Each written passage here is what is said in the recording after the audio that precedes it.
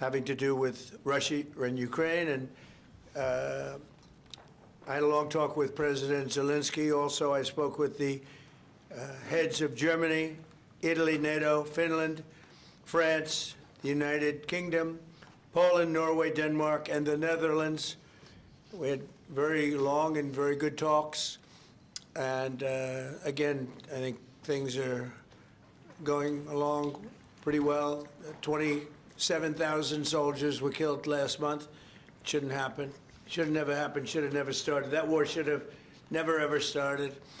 But it did, and we're trying to get it solved. That was Biden's situation. We're trying to get it done. And I think we're closer now, and they will tell you that they're closer now. We had numerous conversations with President Putin of Russia, and I think we're closer now than we have been ever. And we'll see what we can do. We want to save a lot of lives. We sell equipment to NATO. We don't spend any money, but we do want to see if we can save a lot of lives.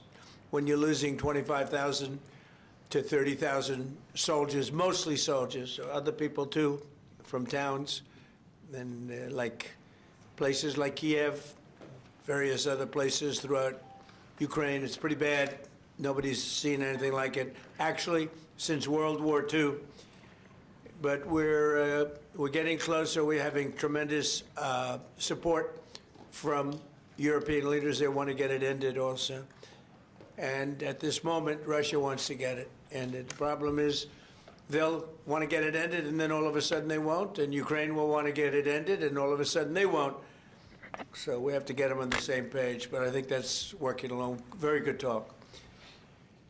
On day one of my administration, I signed an executive order making it core mission of the United States military to protect and defend their homeland. And today, we're here to honor our military men and women for their central role in the protection of our border, something that I campaigned very, very strongly on. And they made me look really good. They were unbelievable. They made us all look good. I mean, we went from having millions of people pouring over our border to having none in the last 8 months, none.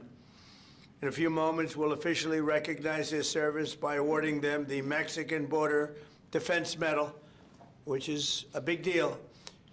We're joined for this occasion by Secretary of War Pete Hegseth, Attorney General Pam Bondi, Chairman of the Joint Chiefs, General Dan Kane, Commander of U.S. Northern Command, General Gregory Gio, Commander of the Southern Border Task Force, Major General Scott Noman, Command Sergeant Major Brett Johnson of the U.S. Army's 10th Mountain Division, Administrator of the Drug Enforcement Agency, Terry Cole, and many other members of our administration who have done an incredible job on the border. You know, people forget now that the border has been secure for actually 7 months, think of it, more.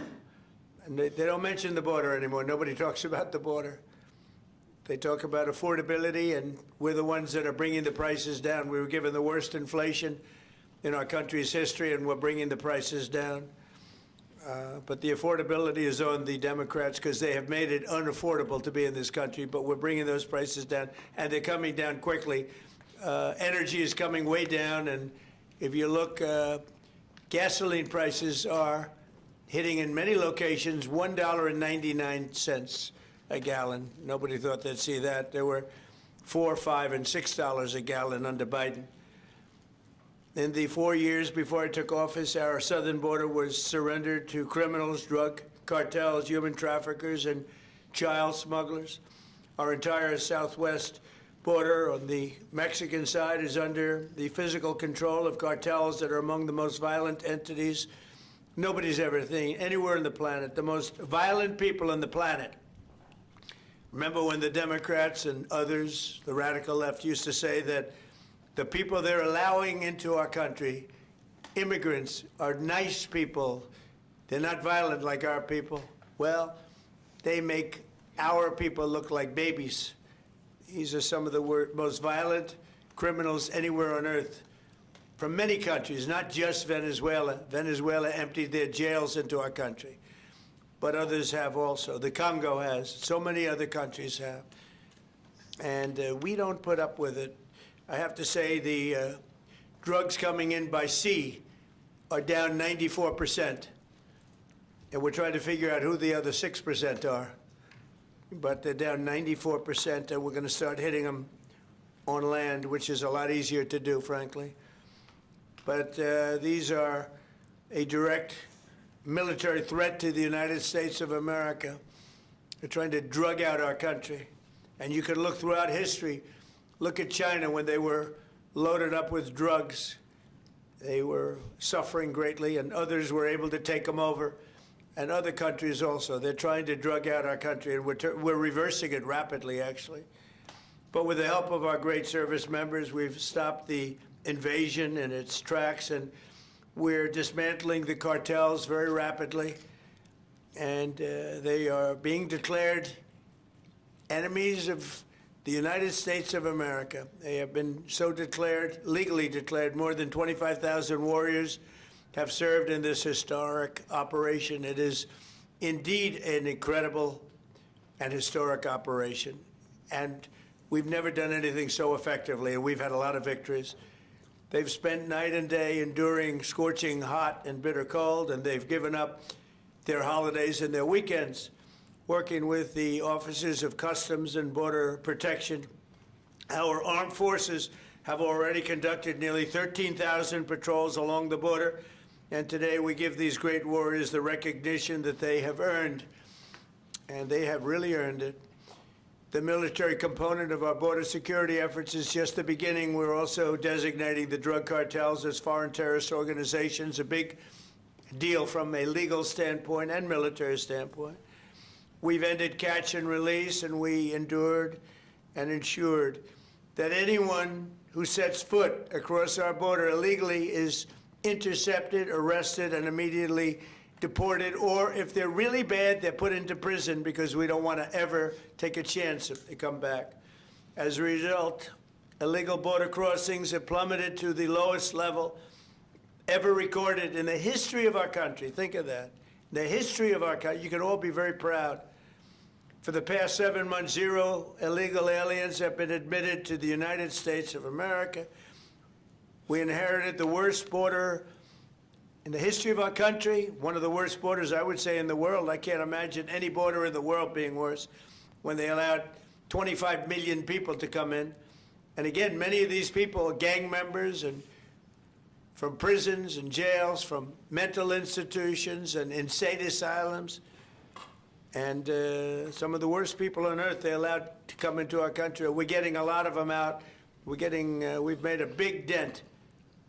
And the self-deportation is something nobody talks about, but literally millions of people are self-deporting because they don't want to be captured. Once they're captured, they don't have the chance to self-deport. They never have the chance to come back into our country. We inherited that border from an incompetent administration and turned it into the strongest border in the history of our country. So we took the worst border in the history of our country, and in a period of 2 months, we turned it into the strongest border in the history of our country. During this time, we've also achieved a 50% drop in the amount of fentanyl coming across the border, and China is working with us very closely in bringing down the number and the amount of fentanyl that's being shipped. You know, fentanyl is very bad when you mix it with certain ingredients, but it also is very important for medicine, for anesthesias, various other things. I want people to understand that. It's not made necessarily for bad. When it's mixed with certain things, it becomes bad. And that's what's taking place in Mexico. And we've got it down to a much lower number, not satisfactory, but it will be satisfactory soon. In May, we executed the largest fentanyl bust in the history of the U.S., seizing 3 million fentanyl pills all at one time. Think of that, 3 million pills. It's amounted to billions of dollars worth of drugs. And last month, we seized another 1.7 million fentanyl pills in the state of Colorado, the poorly run state of Colorado, with a governor who's incompetent. And frankly, with a governor that won't allow our wonderful Tina to come out of a jail, in a high-intensity jail, because she caught people cheating on an election, and they said she was cheating. She wasn't cheating. She went over, she looked at one of the election scams going on, and because she did that, they put her in jail for 9 years. The governor of Colorado is a weak and pathetic man who was run by Tren de Aragua, the criminals from Venezuela, took over sections of Colorado, and he was afraid to do anything. But he puts Tina in jail for 9 years because she caught people cheating. And when she walked over and got involved in it, they said she was cheating. She wasn't cheating. She caught people cheating on the election, 2020, along with a lot of other people that cheated on that election. You'll see that coming out more and more. But there's no doubt that America's adversaries are trafficking fentanyl into the United States, in part because they want to kill Americans. If this were a war, that would be one of the worst wars. I believe they killed, over the last 5 or 6 years, per year, 200 to 300,000 people. You hear about 100,000, which is a lot of people, but the number's much higher than that. That's been proven. And they've destroyed a lot of families, because when they lose a child, or even if their child is heavily addicted, you lose that family. The family will never be the same. That's why today I'm taking one more step to protect Americans from the scourge of deadly fentanyl flooding into our country. With this historic executive order I will sign today, we're formally classifying fentanyl as a weapon of mass destruction, which is what it is. No bomb does what this is doing. 200 to 300,000 people die every year that we know of. So we're formally classifying fentanyl as a weapon of mass destruction. But before I sign the fentanyl order, we will pin these great service members with their medals. And here today are the first 13 warriors who will receive the Mexican Border Defense Medal, which is a big deal. First, I'd like to ask Secretary Hegseth and Chairman Kane to say a few words. I'd like to have Tom Homan come up, please, if you would, say a few words. And I want to thank all of the people, Pam and everybody, Stephen Miller, great Stephen Miller, what a job he's doing, for being here. Thank you both. Appreciate it very much. We have so many great people here. But I do want to ask Tom to say a few words also. So, Pete, why don't you start it off, please? Thank you. Mr. President, thank you. I would echo what you said. This has been a team effort from the beginning. Tom Homan, Terry Cole, Stephen Miller, Pam Bondi, Christy Nome, Customs and Border Patrol, Protection. It has been one team, one mission to get 100% operational control of the southern border. You want to talk about America First, peace through strength and common sense? It all manifests in one basic phrase down there. Border security is national security. And we had the task of 100% control, and because of these men and women back here, we've achieved that. Nobody is crossing the southern border. And I want to give a big shout out to our Northern Command, General Guillot. From day one, our department didn't look at the border this way before you. Joe Biden allowed an invasion of this country. Tens of millions of people, drugs, gangs, violence, and the military jumped to it on day one with our partners. Ultimately, it was incredible Americans. There's 13 up here with us today. They all represent about 2,000 people who've served at the border so far. So 25,000 Americans qualify for this Mexican National Defense Border Medal that we're announcing today. And what's cool about this medal, it was actually first given out in 1918. So we're reviving an old medal that existed, was given to men and women who defended the southern border. We found out about it. We used the exact same foundry with the exact same imagery, same color, same medal, same everything. So our men and women will be wearing that very same medal as Americans 100 years before who were asked to defend the sovereignty of our country. President Trump was elected to do that. You have done that, Mr. President. We're proud of this mission. We're proud to defend the American people. And pinning these medals on is an example of how important it is to us. So thank you, Mr. President. Appreciate it. Thank you. Well, Mr. President, Mr. Secretary, I want to echo your thanks and gratitude for the joint force. I also want to highlight General Guillot, General Nauman, and Command Sergeant Major Johnson, but also leaders at every level that came together, not just in our joint force, but in the interagency. And I want to specifically highlight our Border Patrol teammates and our Office of Air and Marine teammates, who, when I went down to the southern border and visited, were right there next to the joint force. I also want to thank not just these 13 individuals, but the joint force that was also down there and your families who poured in to make this deployment possible on the southern border. And of course, this time of the year, I'm always thinking about our currently deployed forces who are out there around the world doing our nation's business, and of course our fallen and their families who show us what courage and tenacity really are as they move forward after the loss of a service member. So thank you, Mr. President. Thank you, Mr. Secretary. Tom, please.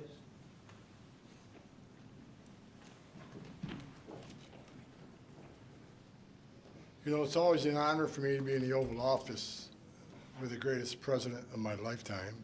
Yes, I said it, and I meant it. You know, I just got home last night. I toured the border in California, Arizona, and Texas. I did it in a four-wheel drive. I did it on the river. I did it from the air. Hundreds upon hundreds of miles of border. I didn't see one illegal alien. Not a single one. I've done this since 1984. I worked for 6 different presidents. No one's done more than President Trump. What he has done is gave us the most secure border in the history of this nation. Hard stop. I went to hundreds of miles of border and didn't see one illegal alien. Incredible, considering the Biden administration, we had 10, 12,000 a day, most released in the United States. I'm proud to be with these patriots behind me. I'm already proud to be in the Oval Office of the President, but being with these heroes, I met some of these soldiers down on the border. And actually, a shout out to Fort Drum, New York. We got some 10th Mountain Division here, so Elise Stefanik, Claudia Tennant, we all love Fort Drum and the 10th Mountain. So look, this is a game changer. I want to make something perfectly clear, because we get attacked all the time being inhumane. The Biden administration is much more humane. It's a bunch of crap. Because there's been studies done that 31% of women that make that journey through the cartels get sexually assaulted. They get raped. And not just the women, children too. I've done numerous investigations in that. Sex trafficking was at historic highs with that open border. Fentanyl, historic highs that killed 250,000 Americans. No inspector terrorists that came across the border. Record, historic. What happened under the Biden administration was the most inhumane thing I've seen in my lifetime. Now that the border is 96% decline, 96% less people are coming, how many women aren't being raped? How many children aren't dying making that journey? How many women and children aren't being sex trafficked into this country every day? How many known suspected terrorists aren't just walking across that border?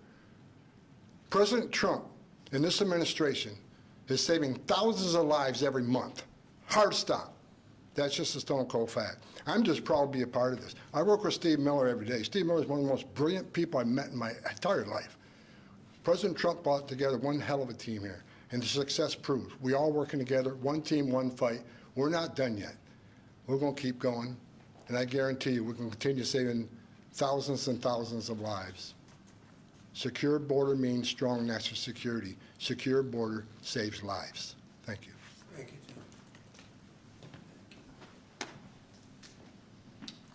Okay, let's do the medals, and I'll be signing this. Maybe you'll do the medals first, and then I'll sign, okay? Please.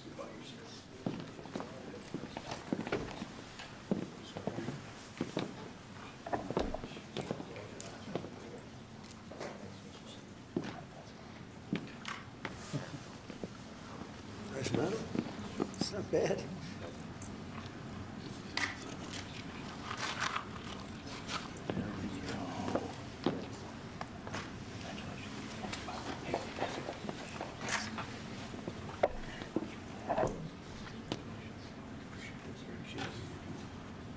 That's a great job.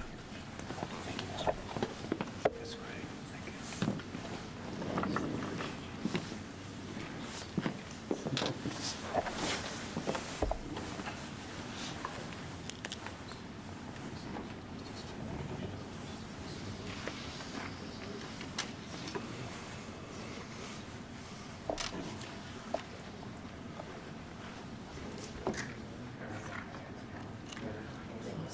Great job.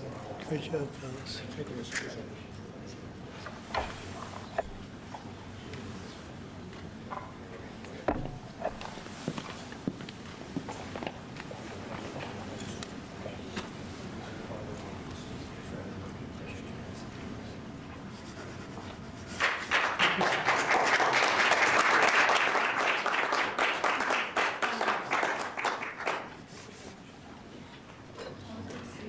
No auto pen.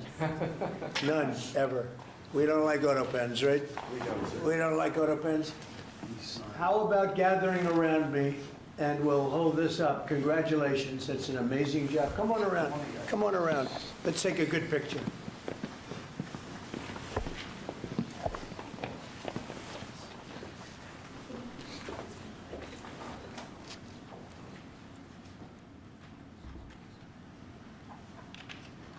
Fantastic job.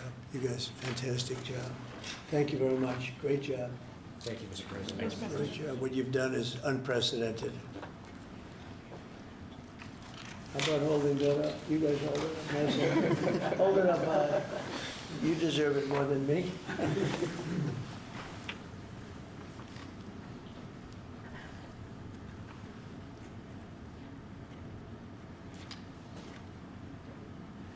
So I'm going to give you another medal, though, that may be more beautiful. I'm not sure it means as much, but it's really good, okay?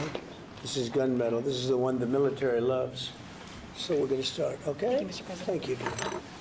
Here you go. Thank you, Mr. President. Thank you, Mr. President. Pretty nice. Want to compare it? Let me see, compare it. Let me see how that looks. I don't know. That looks pretty good. Thank you, Mr. But that means something very special. Thank you, Mr. President. Thank you. Thanks, Mr. President.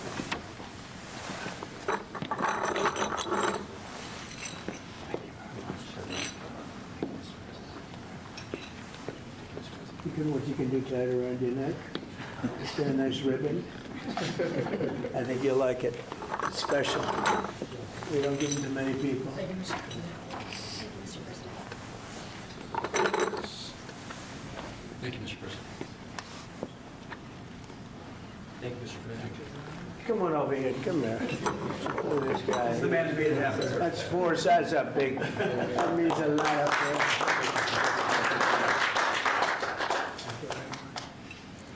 Hey, General, come on over here, even though you have one. I gave him one. No, this general right here, General Raisin Cage. He's a great general. Thank you very much. Well, thank you very much, everybody. It's an honor. This is a fantastic moment. I haven't done this before. And the job they've done on the border is unthinkable. What they left us with, that they would have open borders with millions of people, 25 million people, probably more than that, pouring into our border, totally unchecked and unvetted. Now we have the opposite. And we want people in our country, but they have to come in legally. And they know that, and they know they're not getting through, so now they don't even try. So all of the death that Tom Holman talked about, the rape and the death and all the problem doesn't really happen because the caravans, a name I think I came up with, maybe not, but the caravans are very small. In fact, for the most part, they don't even exist anymore because they know they're not going to get through. In a little while, you'll be seeing, I'm suing the BBC for putting words in my mouth, literally. They put words in my mouth. They had me saying things that I never said coming out. I guess they used AI or something. So we'll be bringing that lawsuit. A lot of people are asking, when are you bringing that lawsuit? Even the media can't believe that one. They actually put terrible words in my mouth having to do with January 6th that I didn't say. And the beautiful words that I said, right? The beautiful words, talking about patriotism and all of the good things that I said, they didn't say that, but they put terrible words. They actually have me speaking with words that I never said, and they got caught because I believe somebody at BBC said, this is so bad, it has to be reported. That's called fake news. So we'll be filing that suit probably this afternoon or tomorrow morning. I want to thank all of you for being here. If you have any questions, I guess you could ask, but this is really a day of celebration for these people. The job they've done is really unprecedented.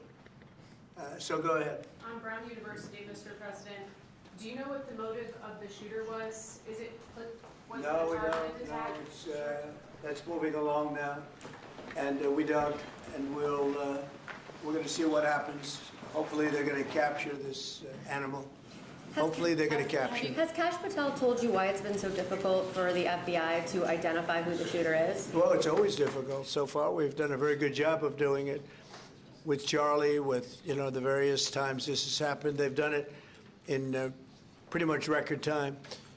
But you'd really have to ask the school a little bit more about that, because, this was a school problem. They had their own guards, they had their own police, they had their own everything, but you'd have to ask that question really to the school, not to the FBI. We came in after the fact, and the FBI will do a good job, but they came in after the fact. Do you know if it was targeted, Mr. President? No, they don't know that yet, no. Sir, on the issue of drugs, is it accurate that you are considering an executive order to reclassify marijuana under the control? We are considering that, yeah. Okay. Are you planning? Because a lot of people want to see it, the reclassification, because it leads to tremendous amounts of research that can't be done unless you reclassify. So we are looking at that very strongly. Mr. President? Mr. President, Katie? is it true that the reports that you rebuked the Israeli Prime Minister? Please. Are the reports that you rebuked the Israeli Prime Minister for the hit on the Hamas general true? And is Israel undermining your efforts to be a peacemaker? No, Israel and I have gotten along very well. My relationship with Bibi Netanyahu has been obviously a very good one. Look, we took out Iran. We wiped out, with that plane right there, we wiped out the B-2 bomber. We wiped out the Iran nuclear threat. And because of that, we were able to make peace in the Middle East. No, we've had a very good relationship with Israel. We actually have a very good relationship with just about everybody in the Middle East. But was that a violation of the ceasefire, the strike on the Hamas general? We're going to have to see. We're looking into that. We're looking into it. Mr. President, on the Syria ambush of Yeah. U.S. forces, do you still have confidence in the Syrian president? I do. I mean, this had nothing to do with him. This is a part of Syria that they really don't have much control over. And it was a surprise. He feels very badly about it. He's working on it. He's a strong man. And no, this had nothing to do with the Syrian government. This had to do with ISIS. What will the U.S. response be?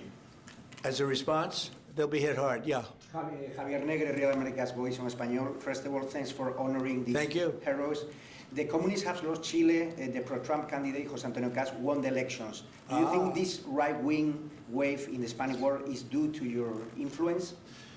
Well, we just had a good one in Honduras, as you know. Had a great election there. I endorsed somebody that was not leading, and he won the election. And we had a good one just a couple of hours ago. I found out in Chile, the person I endorsed, who was not leading, ended up winning quite easily. So I look forward to paying my respects to him. I hear he's a very good person. Yeah. Mr. President, thank you, Mr. President. This year you fired Democrats from a number of federal agencies, and now going into 2026, there are some key regulators like the SEC, the CFTC that are going to have 0 Democrats.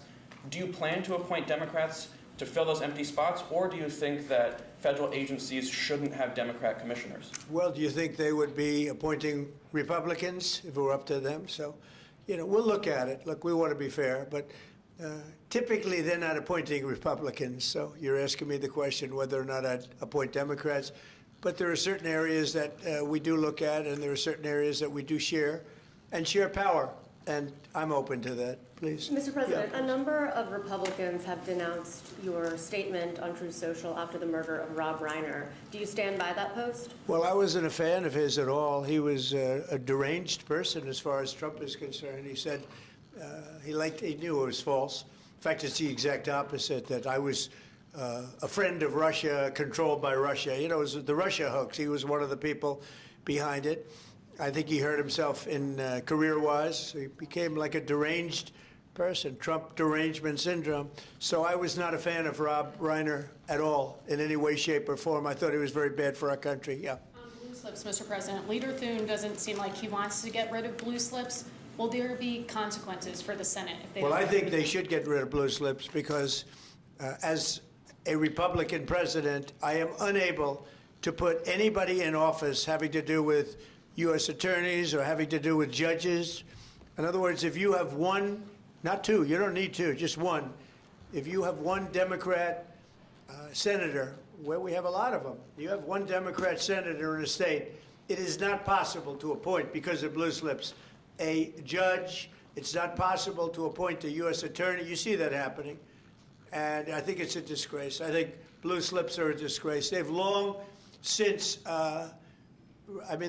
they should not be relevant anymore. Will there be This is a different world than it was 15, 20 years ago. You know, that was a gentleman and gentlewoman world. This is a little bit different, unfortunately. Yeah, please. Mr. President, what do you want to see Congress do this week as it relates to health care and the expiring ACA? Yeah, that's a good question. I'd like to see the people get the money. I'd like to see all of the money that's going to the Democrat insurance companies. You know, the insurance companies are making a fortune. They're up 1,700% and more. And they're taking in hundreds and hundreds and hundreds of billions of dollars, even trillions of dollars. And Obamacare gives you terrible health care. Just so you understand, Obamacare was set up, and I said it right from the beginning, for the benefit of the health insurance companies, of the insurance companies. They're making billions and billions of dollars. Their stock is through the roof. I don't want to give them anything. I want all money going to the people and let the people buy their own health care. It'll be unbelievable. They'll do a great job. They'll get much better health care at a much lower cost. Sir, would you like Republicans next year to just use reconciliation to do with health care exactly what you laid out, and they wouldn't have to worry about Democratic votes? Well, that or knock out the filibuster. If you knocked out the filibuster, it would all go away, but we have a few people that wouldn't do that.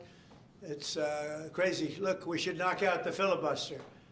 And if you did that, we'd get voter ID, you'd have no mail-in voting, all things that make our elections dishonest. And you'd get a lot of other things having not even to do with voting. But Republicans should knock out the filibuster, and we should approve a lot of things. You wouldn't have January 30th looming, because, you know, you have the 30th of January looming. You know that, right? And if we knocked out the filibuster, it would be just a simple approval. But you have some Republicans that they're unable to explain why. You know, if you ask them why, they're unable to explain it. They cannot win the debate. But they should knock out the filibuster. And frankly, they should get rid of the blue slips too, yeah. Mr. President, the Democrats won Miami, where you won the election 1 year ago. Do you think it's because of the Hispanic media like Telemundo that are publishing fake news about the ICE operations? How do you plan to win back those votes for midterms? Yeah, well, I won that whole election. And, you know, it's interesting. When I'm not running, we don't do as well. Yeah. And I'm going to try and get that changed for the midterms. But we did have a big win in Tennessee, as you know. Matt Van Epps had a big win in Tennessee against a very strong candidate, attractive candidate, who a lot of people thought would do very well, and Matt won by a lot, and I won Tennessee by a real lot. You know, we had a great election. We won every single swing state. We won the popular vote. We won everything, and there's a thing that they have now, districts, which is a big deal. I think in a way it's the most important stat from the standpoint of, you know, looking at numbers accurately. So out of thousands of districts, I won 2,750 versus 525. Think of that, 2,750 versus 525. It was great. That's why the map, when you see a map of the election, it's all red, other than two little narrow lines on the other side, please. Sir, Jimmy Lai was convicted today in Hong Kong. Do you have any reactions?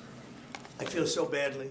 I spoke to President Xi about it, and I asked to consider his release. He's not well. He's an older man, and he's not well. So I did put that request out. We'll see what happens. Okay? Yeah, please, Katie. Question about Ukraine. Now that the meetings in Berlin have wrapped up with Zelensky, Right. Is there a timetable for going to Moscow? Is a delegation going? Well, I think that the delegation is largely there right now, actually. They're in Europe, and they met with those people that I called out before, the various countries, plus some others. They want to see it end, Katie. They want to see it end. I want to see it end. They want to see it end. I actually think that President Putin wants to see it end. You know, I've had good talks. We've had good talks with Russia, and I think they'd like to get back to a more normal way of life. Mr. President, follow up there. An Article 5-like deal seems to be emerging without NATO membership for Ukraine. If such a security guarantee is offered, What incentive is there for Ukraine to give up any sort of territory? Well, look, you have, well, they've already lost the territory, you know, to be honest. I mean, the territory is lost. But in terms of security guarantee, we're working with Europe on it. Europe would be a big part of that. And we're working on the security guarantees so the war doesn't start up again. We don't want to have a war start up again. You know, as I said, with Thailand and Cambodia, two people I get along with great. And I dealt with them, and I called them, and I said, look, fellas, you got to relax. You got to take it easy. They lost. You know, they started the war again, and I got it ended. And things like that are going to happen, war. There's nothing pretty about war, nothing good, and there's nothing you can do to predict what's going to happen. But I think we've made a lot of progress with respect to Russia and Ukraine, I hope. You know, last month, it was close to 27,000 soldiers were killed, mostly soldiers, but 27,000 people, but mostly soldiers were killed last month in Russia versus Ukraine. Is there a time limit on security guarantees? Well, there's no time limit. The time limit is whenever we get it done. I mean, we're going to try to get it done. We're making progress. It's more difficult than anybody could have thought. I would have said that half of the wars that I got settled, some were going for over 30 years, that half of them should have been more difficult, and they actually haven't been.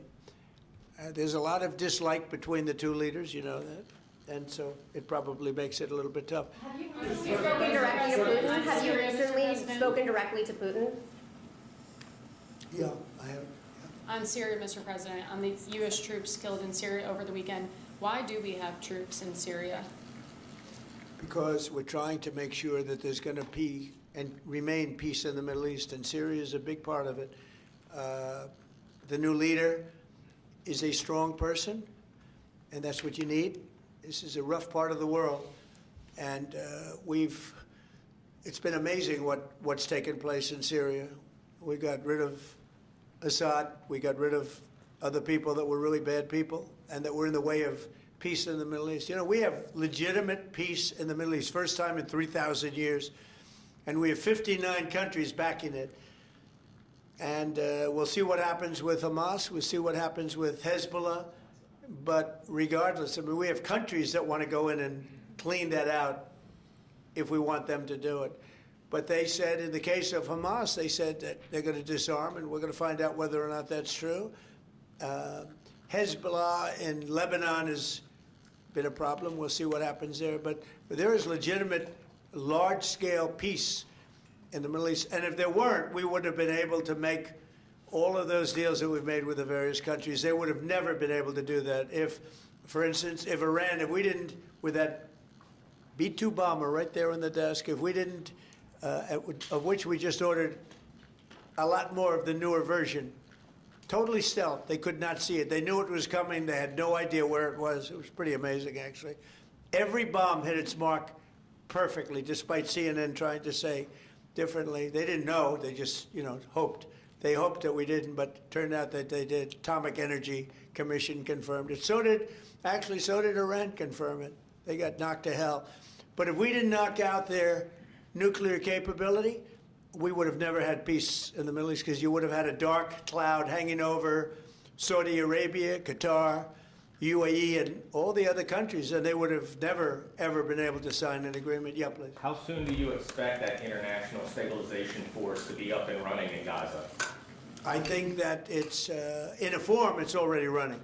In a very strong form, it's already. But it'll get stronger and stronger, and more countries are coming into it. They're already in, but they'll send any number of troops that I ask them to send. They want to see peace. We have more than 59 countries. We have many countries that aren't even in the Middle East, but they're fairly close to the Middle East. They want to be involved. So it's been pretty amazing. Mr. President, this week a man named Keone Rodriguez is going to federal prison for creating crypto privacy software. The case was started under the Biden administration, but your DOJ kept it going and secured the conviction. A lot of people in crypto are saying that this man should be pardoned. Are you familiar with the case at all, or would you be interested I've in heard looking about at it. I'll look at it. Why, you think he should be pardoned? Sounds like it. Sounds like, based on your question. Many people in the Rodriguez, we'll look at that, Pam. Okay, let's take a look at it. You know, you'll have to tell me. I don't know anything about it, but we'll take a look. On Friday, Yeah, please. Mr. President, market analysts are calling for a Santa rally. Typically, it's 5 trading days going into Christmas. In the first 2 trading days in January, that's a sign of market optimism. Do you anticipate, along with the historical low gas prices, that continuing into the first quarter of next year? Well, we've had the greatest stock market in history, Brian. We have a stock market that's gone up 52 times to new highs during a 10-month period, my 10 months. My first 10 months, we set a record. 52 days, we had the highest stock market in history, including a day ago. And I didn't look today. Maybe it's up today, I don't know. But we had 52 altogether, and there's never been anything like it. And the reason are the tariffs have brought vast amounts of wealth into our country. That countries that have taken our car companies, those car companies are all coming back. The AI is coming at levels that nobody's ever seen before. That's going to be a massive industry. Without the tariffs, we wouldn't have that. Chips are coming in, chip companies are coming in from Taiwan and other places, but mostly from Taiwan, which has almost 100% of the market. And we're now making chips, and we're not paying anything. It's not the CHIPS Act where they give billions of dollars to companies and then they just take the money and they run. That was under Biden. The fact that I set tariffs up and that if they don't make their chips here, they have to pay a big tariff. In order to send them into the U.S., they have to be here. You know, tariffs really work, in my opinion, almost only in the United States. They've been used against us successfully because we had presidents that had no clue. But tariffs really work. We have taken in hundreds of billions of dollars with tariffs, and more importantly, we've taken in countries and companies where, and even countries have sent their car-making people into the United States in order to avoid paying tariffs. And they'll build a plant and they'll hire our people to make the cars. But we now have, as you know, Toyota just approved $10 billion in manufacturing plants in the United States using our people. Without tariffs, none of that would have happened. Tariffs have given us great national security. There's nothing like what's happened in the last 10 months. Tariffs have given us tremendous national security and tremendous wealth. Thank you all very much. Thank you. Thank you, guys. Thank you, Press. Thank you, Mr. President. Thank you, Press. Thank you. Thank you, press. Thank you. Thank you, guys. Thanks for calling. Thank you. Okay, you guys can grab everything. Thanks, guys. You can grab everything. Thank you. Stay back. Yeah.